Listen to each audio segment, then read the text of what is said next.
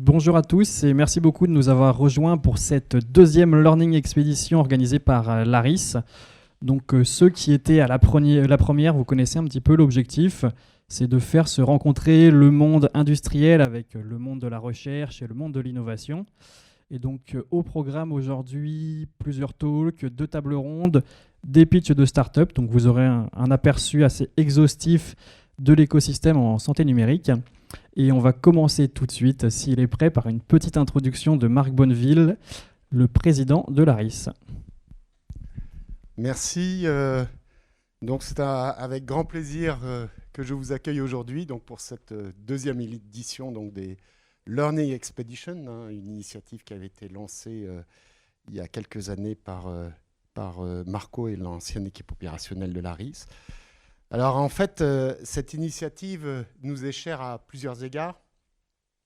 Bien évidemment, à travers la philosophie de ce type d'action, et comme cela vient d'être évoqué, l'objectif est véritablement de proposer en fait par une approche, je dirais, personnalisée, de mieux faire connaître l'écosystème d'innovation français auprès de nos adhérents. Et à travers en fait les rencontres qui sont organisées, de pouvoir justement susciter des partenariats, mais donner aussi beaucoup plus de visibilité à des initiatives de rupture, à des programmes d'innovation qui sont portés aussi bien par des grands organismes de recherche, mais également par des campus d'excellence. Et parfois sur des thématiques qui sont des thématiques assez transversales, comme celles que l'on va aborder aujourd'hui. Cette Learning Expedition est également l'occasion, et là de façon, je dirais, un peu plus spécifique, de mieux faire connaître l'environnement dans lequel évolue l'ARIS et son équipe opérationnelle, puisque, comme probablement la plupart d'entre vous le savent, l'ARIS est localisé ici, au 7e étage, et cet environnement assez unique lui permet justement d'avoir une interface assez privilégiée avec de nombreux partenaires avec lesquels elle a coutume d'interagir au jour le jour. Alors, le format qu'on a choisi aujourd'hui est un format un peu particulier, puisque finalement, c'est un format qui est presque plus thématique, et ce qui est normal, puisque effectivement, l'orientation principale du Paris Santé Campus est la santé, ou tout ce qui tourne autour de la santé numérique. Et c'est véritablement pour nous, dans la façon dont on a organisé cette matinée, une façon assez diversifiée, à la fois de vous sensibiliser sur les grandes initiatives nationales autour de la santé numérique, mais également, à travers les tables rondes, de permettre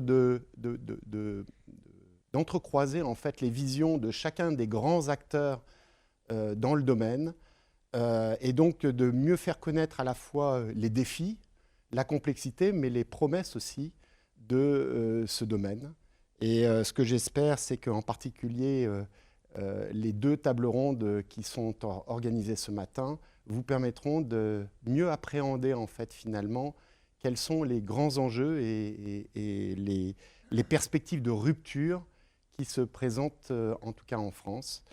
Et on essaiera aussi de personnaliser en fait un peu ces échanges à travers plusieurs interventions d'acteurs publics, d'acteurs privés, donc qui nous donneront quelques pitchs et quelques exemples en fait de superbes réalisations. Alors, ce que j'aime beaucoup aussi dans les sujets qui sont abordés aujourd'hui, bon, naturellement, la santé numérique est une science interdisciplinaire, hein, à l'interface entre le numérique et la biologie. Mais nous avons aussi quelques très beaux exemples d'interface originale entre la biologie et la physique. Et je pense qu'on a ici de beaux exemples en fait, d'un écosystème qui peut favoriser véritablement des ruptures à travers la confrontation d'environnements qui n'ont pas nécessairement coutume d'interagir.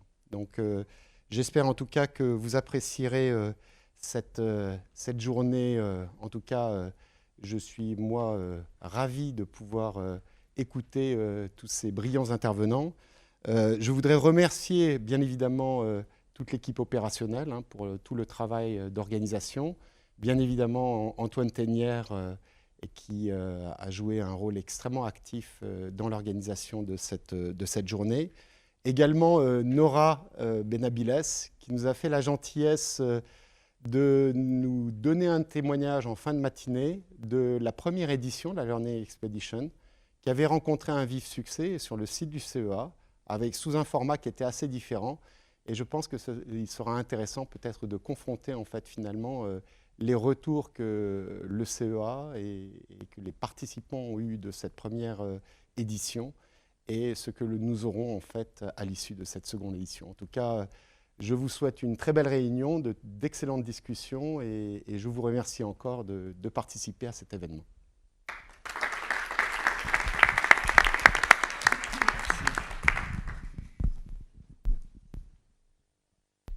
Et pour faire la suite de ton propos, évidemment, on va accueillir Antoine. Je pense que beaucoup le connaissent déjà ici, mais je pense que tu peux nous dire un petit mot sur Paris Santé Campus et on va te retrouver tout au long de la matinée sur deux tables rondes plus la conclusion.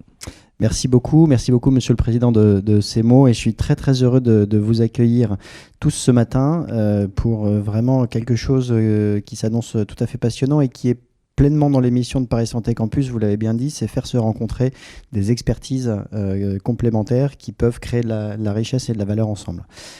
C'est vraiment cette idée-là que nous avons développée depuis un peu plus d'1 an et demi à Paris Santé Campus et nous avons eu le plaisir d'accueillir effectivement l'ARIS et d'autres grands acteurs parmi les pionniers et les premiers believers, comme on dit en sciences, de ce modèle qui montre aujourd'hui effectivement son intérêt, sa pertinence et sa force de création de valeur à travers différents programmes dont vous aurez un aperçu ce matin. Et je voudrais remercier tout de suite tous les intervenants de nos membres fondateurs bien sûr, des startups, de nos grands partenaires qui sont présents et qui jouent le jeu ce matin, de venir témoigner de leur présence, de leur travail, de leur intérêt et de leur investissement dans Paris Santé Campus. C'est eux qui créent vraiment la valeur de Paris Santé Campus. Nous, on a juste un rôle d'animateur et puis on met la lumière, l'eau et parfois la musique pour que tout fonctionne correctement. Quand Stéphanie et Arnaud sont venus nous voir pour nous proposer ce format-là, évidemment, on a été très conquis par l'idée d'avoir un moment d'échange, de rencontre avec tous les acteurs de l'ARIS. Et c'était vraiment l'idée de départ dans les collaborations qu'on pouvait monter ensemble, c'était de faire le lien entre l'Alliance et puis les acteurs de Paris Santé Campus. Tout le monde ne pouvait pas forcément être ici. Et donc ces moments d'échange pour nous, ils sont très riches, ils sont très importants. C'est vraiment un point de départ et donc je souhaite que ce soit la possibilité de nouer d'autres collaborations, des projets et puis des idées qui naissent, comme on le voit tous les jours finalement au sein de Paris Santé Campus.